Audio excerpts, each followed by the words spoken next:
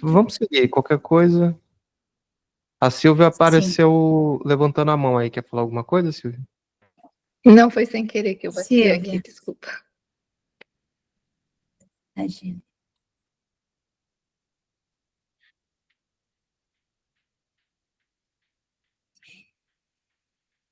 Bom, então podemos seguir, né? Sim. Queridos, então vamos orar.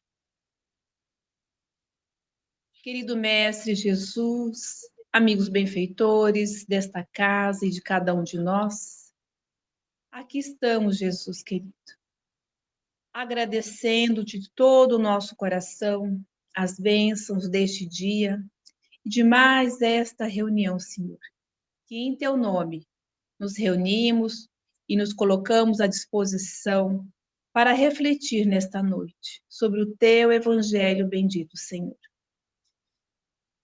Que a mensagem da noite, através da nossa querida Márcia, possa ecoar em nossos corações, em nossos sentimentos, nos fortalecendo, nos incentivando à autobusca, à autoiluminação e também ao encontro dos nossos irmãos, tantos que nos aguardam, Senhor, para levar o pão da vida, o acolhimento, o amor. Muito obrigado, Senhor Jesus, por mais esta oportunidade e por todos, queridos amigos, irmãos, que aqui estão. Sê conosco, Mestre, agora e sempre. Que assim seja.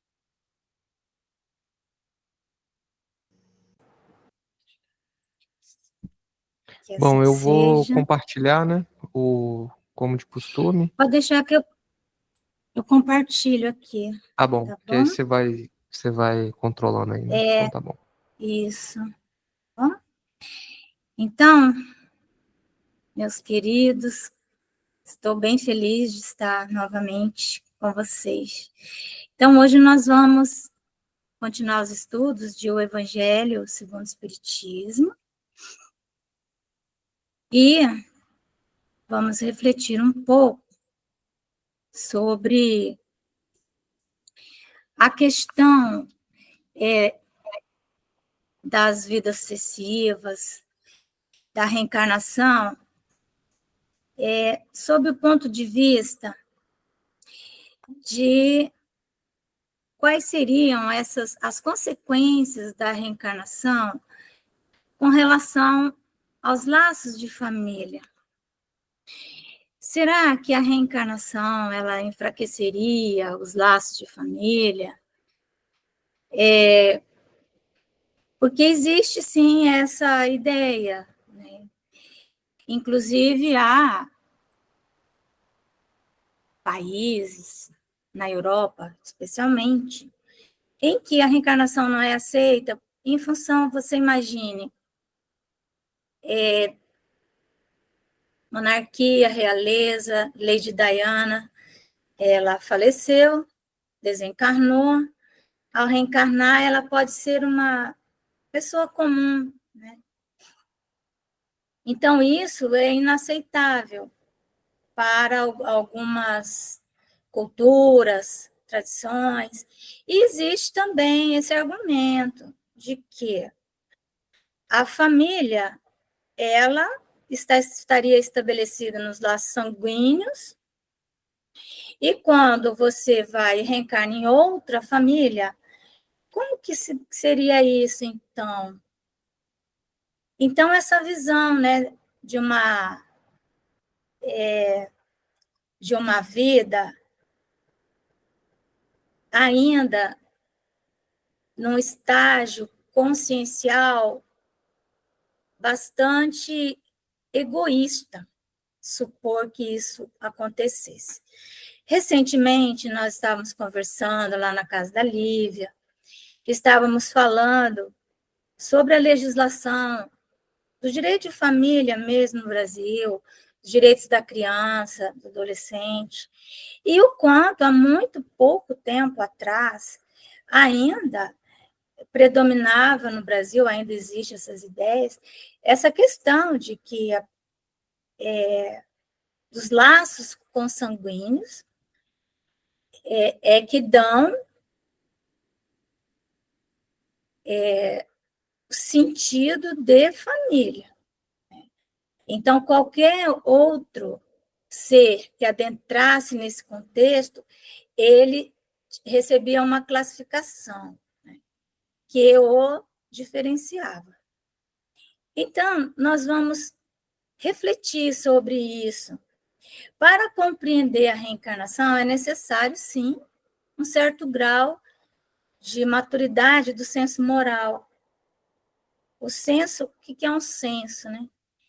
É um sentido que nós temos. Nós temos 5 sentidos? Não, nós temos inúmeros sentidos. E é a nossa capacidade de percepção de tudo, do meio onde nós estamos, e também percepção da ética, da moral, da estética. E essa percepção, ela vai avançando, e ela vai se expandindo, e coisas que hoje, nos dias atuais, nós aceitamos como sendo absolutamente normais, provavelmente em pouquíssimo tempo nós venhamos a perceber o absurdo disso. E quando nós falamos dessas questões que envolvem direito de família, questão da adoção, questão de tantas coisas que nos colocam diante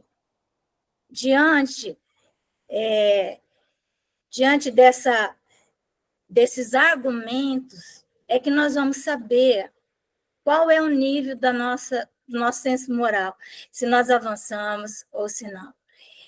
A própria compreensão da reencarnação exige muito disso, porque vai exigir de nós o rompimento com o orgulho, com a vaidade, porque se hoje estamos numa posição relevante, temos um brasão de família, pessoas que ficam procurando a sua árvore genealógica, de onde que eles procedem, qual região da Terra, e isso mas sempre buscando aqueles ancestrais que venham trazer motivos de orgulho e tal, né?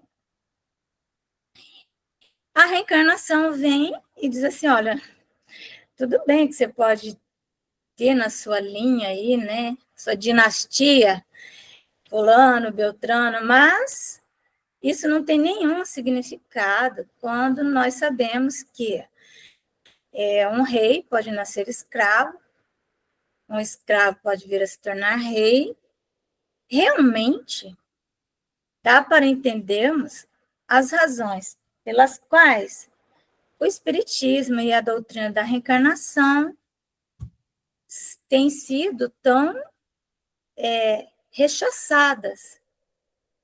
Então, vamos lendo aqui e conversando a respeito disso. O que a doutrina espírita diz, enfaticamente, é que a reencarnação, ela fortalece os laços de família, ao passo que a unicidade da existência os rompe. Hoje conversávamos, eu e Juliane, né?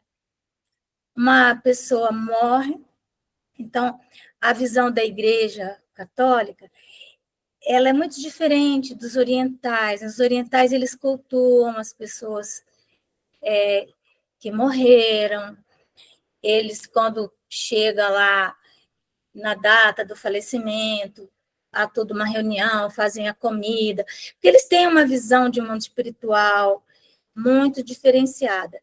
O que a igreja nos deixou nesses 2000 anos, e isso ainda está muito em nós, é que a pessoa, ao morrer, ela vai para o céu, para o inferno, para o purgatório. Como nós conhecemos os nossos familiares, nós vamos saber com certeza para o céu não foram. Para o inferno também não, então estariam no purgatório, numa região. Então, fica sendo difícil você estabelecer essa reverência aos que se foram. E isso é uma ruptura, porque a pessoa está lá no purgatório dependendo absolutamente de que nós aqui oremos por ela, não adianta nem ela orar.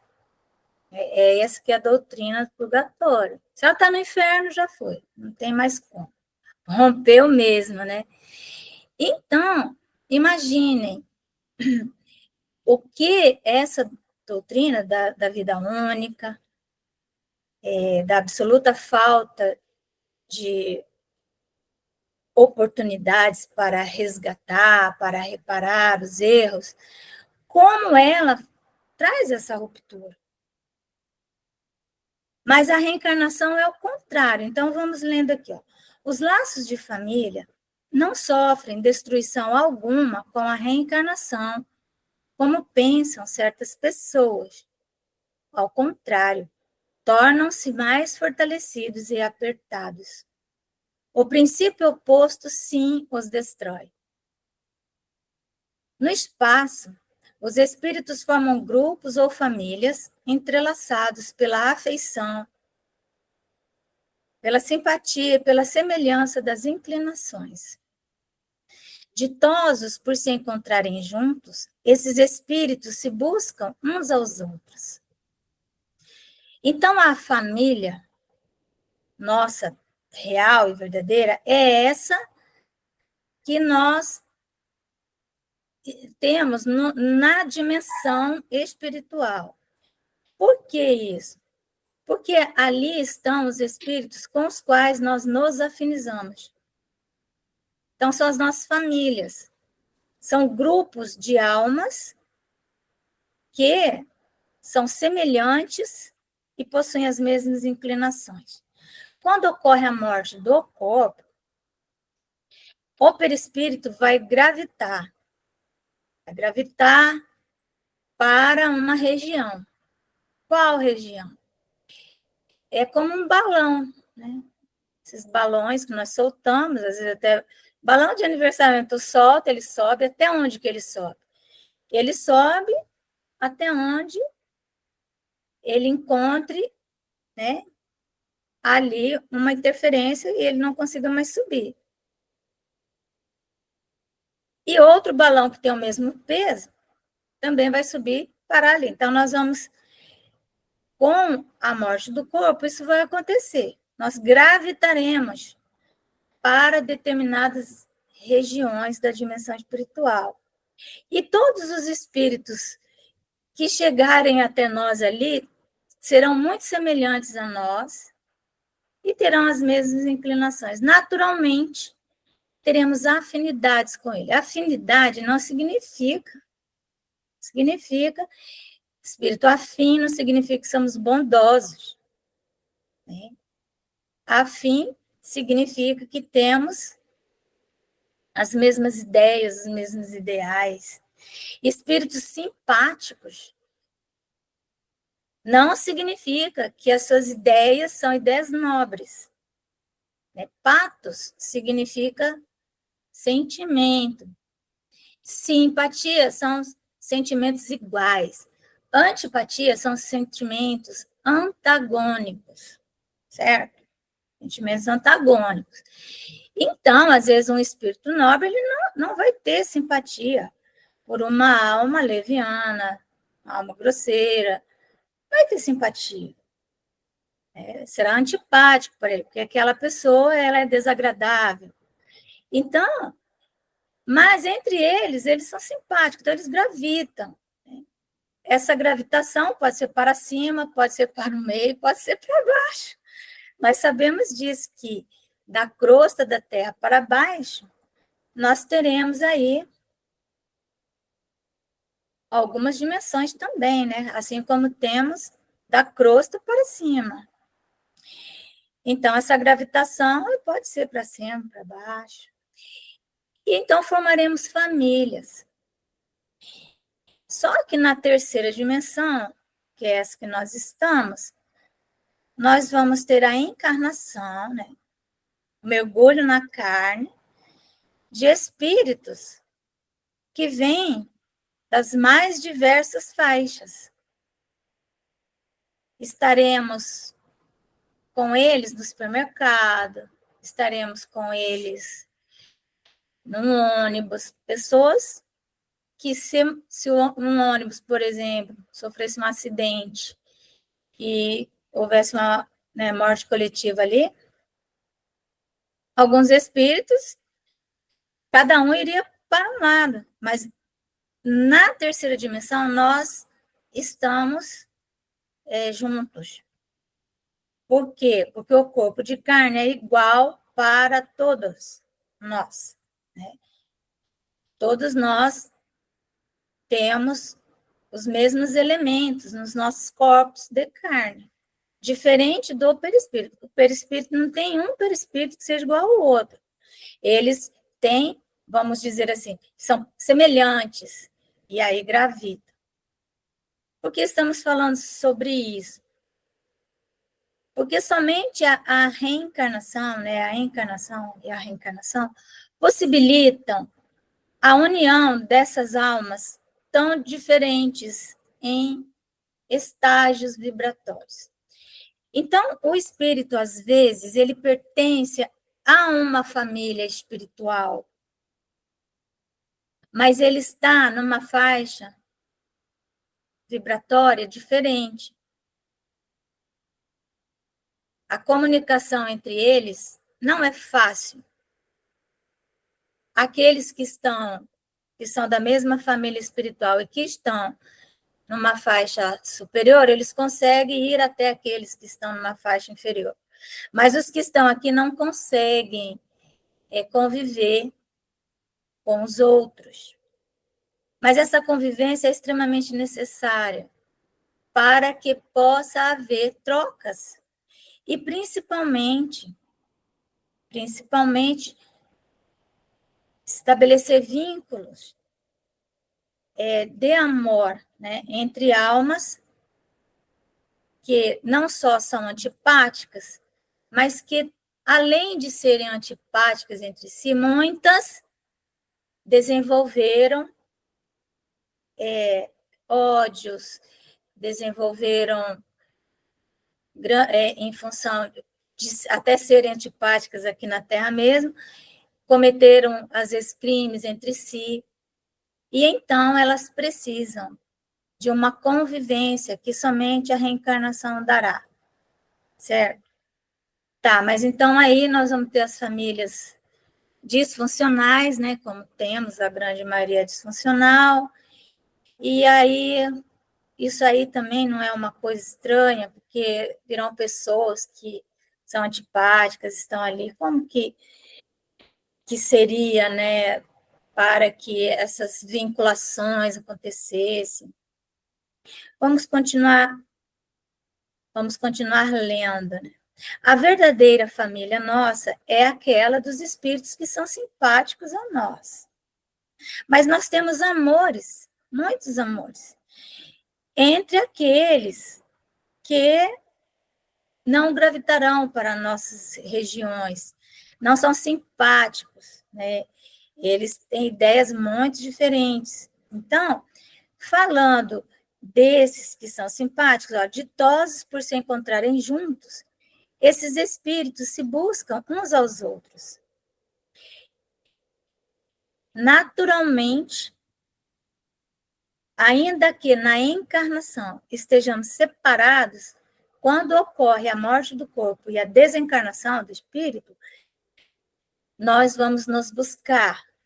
A encarnação apenas momentaneamente os separa, porquanto ao regressarem à erraticidade nós sabemos que é aquele espaço e aquele tempo em que nós ficamos na dimensão espiritual, aguardando uma encarnação na terceira dimensão, e isso vai acontecer inúmeras vezes até que tenhamos alcançado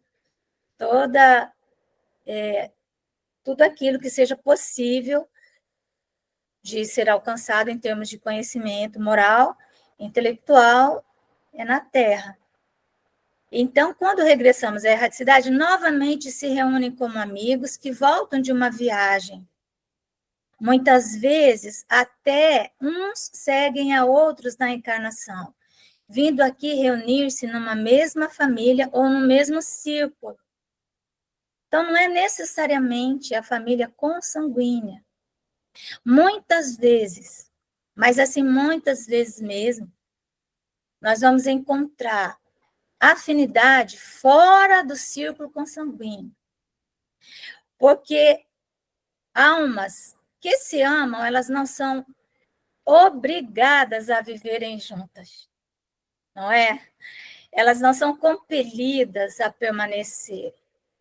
É interessante analisarmos essa questão quando falamos da família, porque no livro Vida e Sexo, o Emmanuel, ele fala para nós, tem um texto que se chama Vinculações. Então, a vida em família, ela possibilita o estabelecimento de vínculos, né? Vínculos familiares.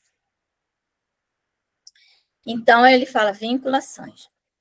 E o capítulo seguinte, ele fala desvinculações.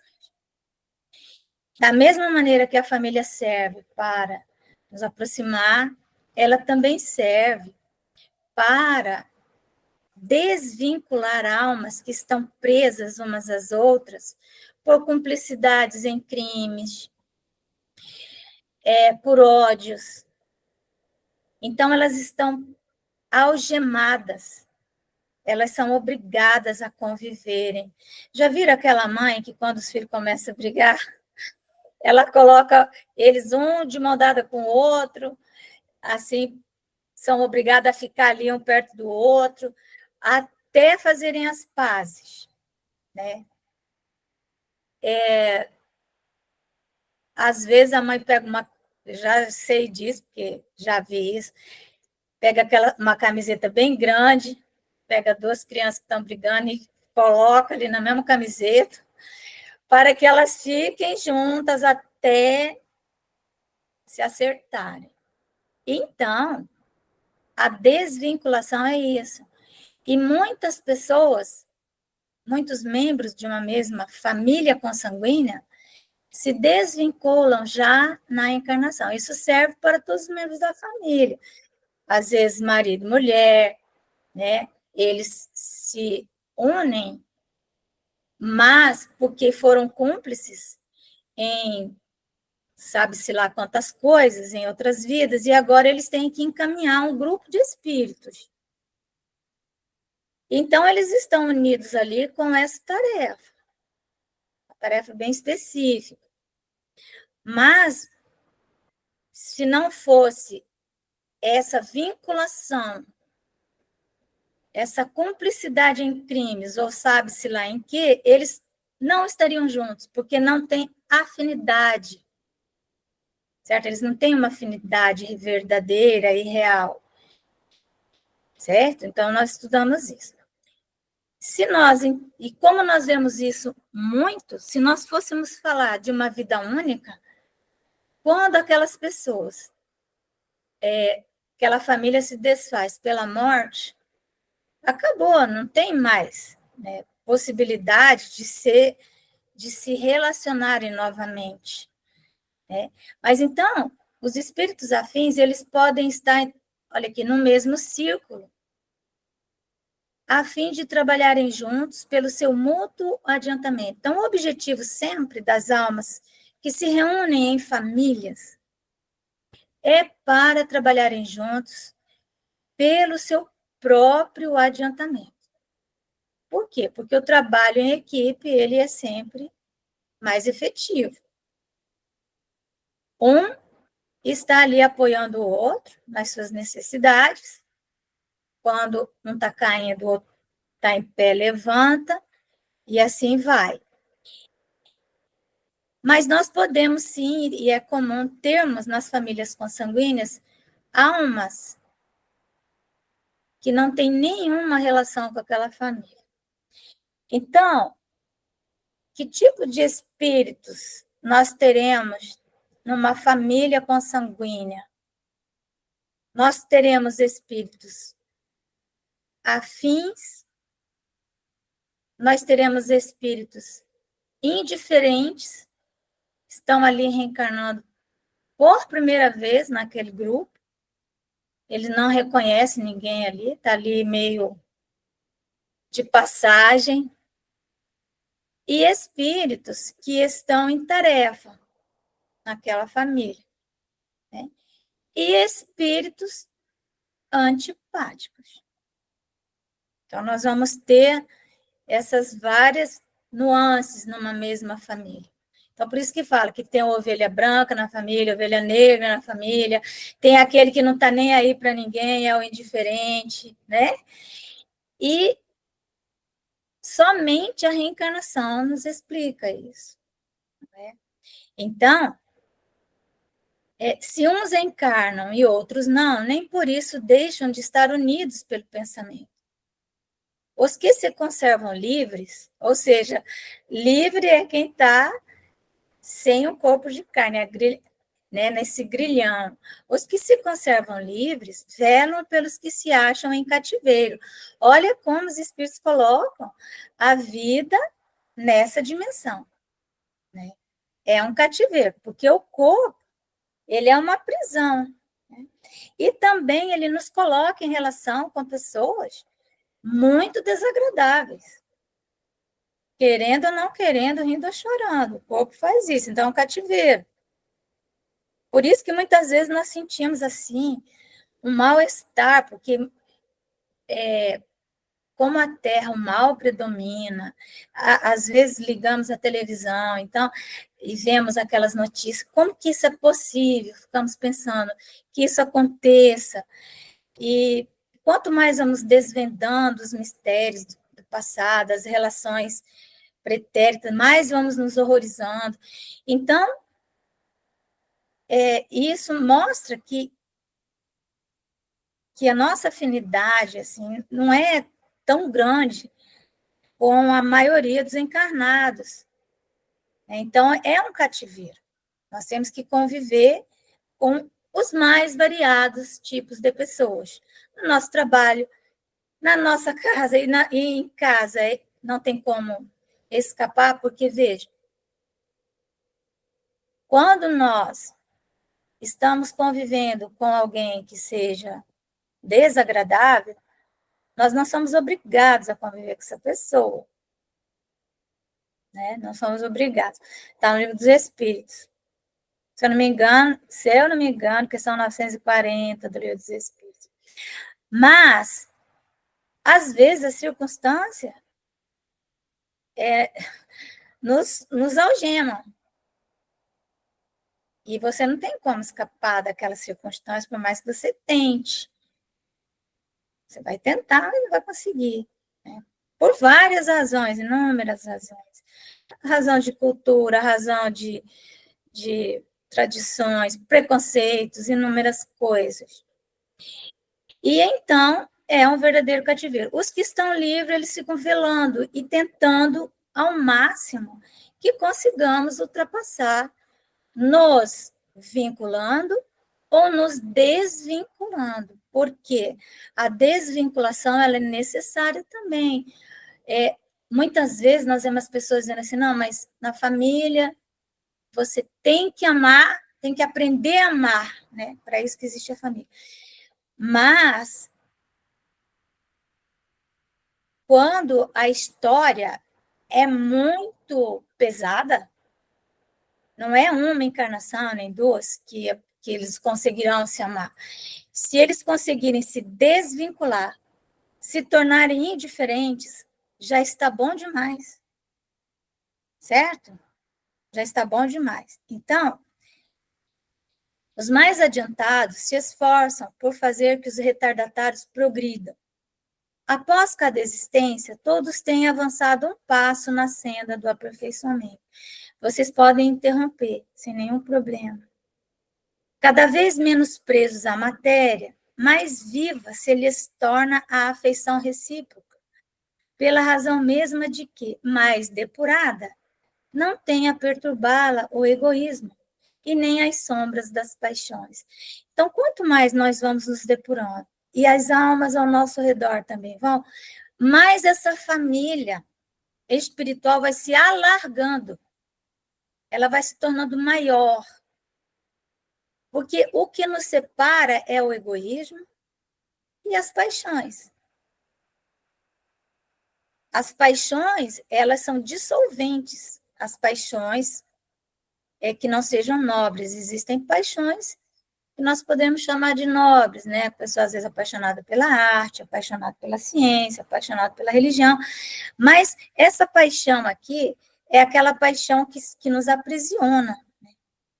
Então, podem, portanto, essas almas afins que já superaram grande parcela de egoísmo, grande parcela de paixões, elas podem percorrer, assim, ilimitado número de existências corpóreas e não estarem juntos nas existências corpóreas, sem que nenhum golpe receba a mútua estima que os liga. Às vezes ficamos, assim, muitos anos separados de amigos queridos. Olha nós aí, né? Mesmo lá em Porto Velho, né, Adailson, Sibelene e tal, estavam na mesma cidade, mas pouco nos víamos, talvez estejamos nos vendo muito mais agora, convivendo mais agora, né, do que lá. Mas quando nos reencontramos, era como se tivéssemos estado juntos ontem. E há pessoas, às vezes, dentro da nossa família consanguínea, que você sai para trabalhar, quando você volta, você olha, parece que é um estranho que está ali na sua frente, não é? E isso é por quê? Porque basta uma pequena quebra de estado para que o vínculo já se rompa, porque não há vínculo verdadeiro, não há vínculo real. Os casais que verdadeiramente se amam, eles não vão ter ciúme um do outro, né? Porque eles podem ficar dias, horas, separados, meses, mas quando eles se reencontram, é saudade, é abraço, é afinidade. Já outros ficam encontrando motivos para se afastarem. E quando voltam, sente o peso de ter que retomar aquela relação, né? Está bem visto aqui que se trata da afeição real, de alma a alma, única que sobrevive à destruição do corpo. Então, só a afeição verdadeira, ela vai sobreviver. Por isso que o que Deus uniu, o homem não separa. Mas o que é que Deus uniu, né? Então, nós temos que sair desse preconceito da Igreja Católica. Lembra? Que, então, era o padre, era Deus, ele que unia. Enfim. Mas o que Deus uniu significa o que as leis da natureza unem. E o que é que a lei da natureza une? Se não há afeição verdadeira, né? Porquanto os seres que neste mundo se unem apenas pelos sentidos, nenhum motivo têm para se procurarem no mundo dos espíritos. Posso procurar. Duráveis somente o são as afeições espirituais. As de natureza carnal se extinguem com a causa que lhes deu origem. Ora, semelhante causa não subsiste no mundo dos espíritos, enquanto a alma existe sempre. Então, às vezes, as pessoas se unem por necessidade. Quantas mulheres que sofrem violência doméstica, né, que sofrem tanta opressão, mas elas não conseguem se libertar porque é uma necessidade, elas precisam, às vezes, para sobreviver, né? As uniões por interesses, quantas uniões que se mantêm, às vezes, porque o casal construiu um patrimônio imenso, e aí sofrem muito, aquela união se rompe ainda muito cedo, mas eles permanecem ali por outras razões. Então, quando acontece a desencarnação, né, a morte do corpo e a desencarnação, eles naturalmente vão se separar. No livro, se eu não me engano, Nosso Lar, tem um diálogo de uma jovem senhora, né, desencarnada, que ela conversa com, acho que uma tia dela, e ela está muito preocupada porque o marido dela, que havia ficado na Terra, ele era uma pessoa muito até cruel com ela. Ele estava prestes, ela soube que ele estava prestes o corpo dele estava prestes a morrer, ele ia morrer logo, ia desencarnar, e ela então fala, meu Deus, o fulano vai vir e eu vou ter que me encontrar com ele. E aí essa parente fala, não, fica tranquila, ele será barrado pelo umbral, ele não vai chegar perto. Não vai, já foi, isso aí é uma experiência que você teve.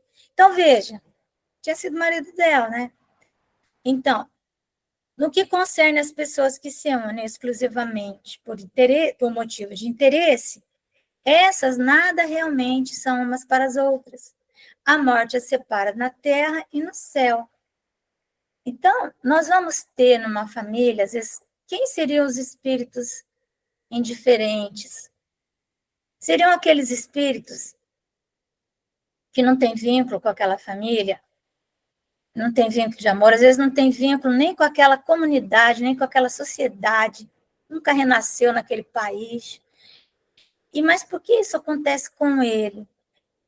Há várias razões, mas pode ter acontecido, por exemplo, dele ser um ex-suicida. O ex-suicida, normalmente, durante várias encarnações, ele reencarnará em famílias com as quais ele não tenha nenhum vínculo de afeto criado. Lógico que depois de uma vida inteira juntos, sempre alguma coisa fica, né? E no futuro, essa alma passará. No futuro, nós seremos todos uma grande família universal, isso que é verdade. Mas os ex-suicidas, eles vão reencarnar em famílias muitas vezes disfuncionais, né, e onde não haja vínculo, porque há uma tendência do ex-suicida há uma tendência dele cometer novamente suicídio. E vocês imaginem o que é para uma mãe que tenha um vínculo verdadeiro e real com aquela alma, né? Uma família onde há vínculos verdadeiros, um suicídio. Então, para proteger, né, aqueles que estarão ao redor do suicida, então ele não renasce, ele perde o direito de renascer entre seus amores. E é o chamado, né, karma de solidão. O karma de solidão não é você, eu sou uma pessoa solitária e tal, não gosto de me encontrar muito com as pessoas. Não é isso. O verdadeiro solitário é aquele que encarna no meio onde ele é invisível. As pessoas não olham para ele, mas não o percebem, não tem percepção das suas dores, não tem percepção de nada. Então, é um karma de solidão, é uma grande dor. É uma grande dor. Né? Então, é o que acompanha as almas degradadas. Né? As almas que são degradadas de um planeta para outro, elas sempre sentirão uma dor muito grande, porque elas sofrem desse karma de solidão. Elas estão entre pessoas com as quais elas não têm afinidade do ponto de vista intelectual, do ponto de vista porque vai encontrar nesse outro mundo pessoas muito primitivas, muito primárias, então não tem afinidade na filosofia, nem na ciência, nem nada. Então, realmente é um grande sofrimento. Tá bom? Vamos ler mais. A união e a afeição que existem entre pessoas parentes são um índice da simpatia anterior que os aproximou. Então, quando na família, os parentes, eles têm afeição recíproca, afeto, né? Eles conseguem trocar afeto, falar com afeto, né? Ensinar com afeto. E essas almas são almas simpáticas, de vidas passadas. Daí vem que, falando-se de alguém cujo caráter, gostos e pendores, nenhuma semelhança apresentam com os dos seus parentes mais próximos, se costuma dizer que ela não é da família. Já essa pessoa parece até que não é da família. Ele não se encaixa. Ele está fora, né? Dizendo-se isso, enuncia-se uma verdade mais profunda do que se supõe. Deus permite que, nas famílias, ocorram essas encarnações de espíritos antipáticos ou estranhos, né, as indiferentes, com o duplo objetivo de servir de prova para uns e para outros de meio de progresso. Assim, os maus se melhoram pouco a pouco ao contato dos bons e por efeito dos cuidados que se lhes dispensam. Porque a alma bondosa e generosa, ela sempre vai olhar para aquela alma que é estranha, que traz um certo grau de necessidade, ela sempre vai olhar com afeto, né, se ela é uma alma generosa, né? E então, aos poucos, ela vai conseguindo encaminhar essa alma e vai estabelecendo um vínculo. O caráter deles se abranda, seus costumes se apuram. Imagina, às vezes nasce uma pessoa um espírito recém-saído da selvageria, reencarna numa família de pessoas com costumes mais apurados, com um senso estético, né, com um senso moral. E essa alma é semi-selvagem. Então, não é que ela seja má nem nada, ela não tem isso. Então, ela encarna ali para que ela também aprenda. E, naturalmente, se estabelecerão vínculos. Então, leiam, né, Vida e Sexo, vinculações, desvinculações. É desse modo que se opera a fusão das diferentes categorias de espíritos, como se dá na Terra com as raças e os povos. Então, essas categorias, nós sempre temos que lembrar, acho que é a questão número 100 de Livro dos Espíritos, que fala das ordens de espíritos. Então, nós temos didaticamente divididos os espíritos em 3 ordens. Nós temos a terceira ordem, a segunda ordem e a primeira ordem. Na terceira ordem, nós vamos encontrar ali 5 classes de espíritos. Na segunda ordem, 4 classes. E na primeira ordem, uma classe única, o que daria 10 classes. Os espíritos da terceira ordem são espíritos imperfeitos. Mas, vejam, há 5 classes de imperfeições aí. A classe número 10 estão quem? Os espíritos perversos, os arquétipos do mal, os arquétipos da crueldade. Então, estão na 10ª classe. Essas almas dificilmente reencarnarão junto com aqueles que estariam na 5ª classe, em um número muito grande, porque eles gerarão um imenso problema nessa família, a não ser que realmente haja uma razão muito específica para isso, né? Então, eles reencarnarão, porque para você sair de uma classe para outra, demandam muitas encarnações. Às vezes, nós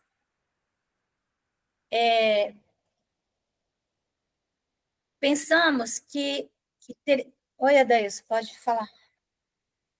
Pode concluir aí. Não, fala, depois conclui. Então, a colocação era a seguinte, assim, a escala é tão grande, né, assim, o espaço, o caminho a percorrer tão grande e as necessidades tão grandes também, quanto mais embaixo, né, maiores as necessidades, que assim, esses que estão ali na base, não precisaria, não tem ainda como aprender com os que estão no topo, né? Não tem como assimilar, entender, e tem tanta necessidade que qualquer um que tiver um pouco acima vai ser mestre dele, né? Ele tem muita coisa para aprender com os que estão imediatamente acima, né? E ele vai ter que trilhar o caminho passo a passo, né? Então, não há necessidade, né? A não ser quando vem um missionário como um Buda, um Sócrates, né? Um Jesus, nem se fala, né? Mas, por aí. Então, o que acontece, né? Esses espíritos perversos, eles não estão nem um pouco preocupados em aprender nada, né? São perversos. O tempo de Deus é que os transformará, não é? Então, agora imaginemos, aí nessa terceira ordem, na segunda ordem, começa lá os espíritos bondosos, os espíritos de sabedoria, né? São 4 classificações ali. E eu gosto de lembrar que o Dr. Bezerra é um espírito bondoso, ele está na segunda ordem, né, como um espírito bondoso. E aí, qual de nós aqui, né, estaríamos no nível do Dr. Bezerra, né? Eu acho que nenhum de nós, de bondade dele, né, de desapego, quando nós vemos a história do Dr. Bezerra. Então, muito provavelmente, nós ainda estamos na terceira ordem, mas ali na quinta classe, né, meio que querendo sair. E, então, nós poderemos, sim, atrair espíritos que estariam na quarta classe. Um espírito bondoso poderia reencarnar na nossa família? Ele até poderia, mas ele seria muito mal aceito ali. Ele sofreria, sabe? Um espírito bondoso reencarna numa família de quarta classe não, desculpa, 10ª, 9ª, 8ª, 7ª, 6ª, né? 5ª.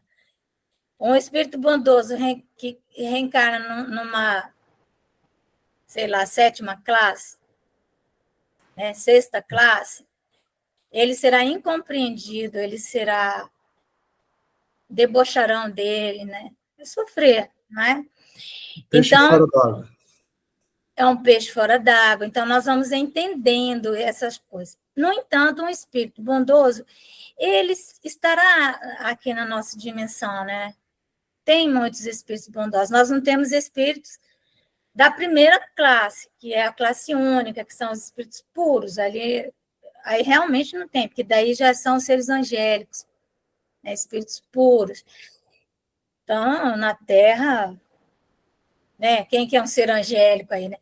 Mas essas almas, quando elas vêm, né, elas são arquétipos, né? Então, espíritos de sabedoria, por exemplo, que reencarnam, eles também, muitas vezes, eles vêm camuflados, né? Os espíritos dizem que muitos servos do Cristo, eles estão, como que eu vou dizer assim, camuflados, não seria nem a palavra, né? Mas eles estão meio escondidos, eles não podem aparecer muito, porque senão eles seriam trucidados, né?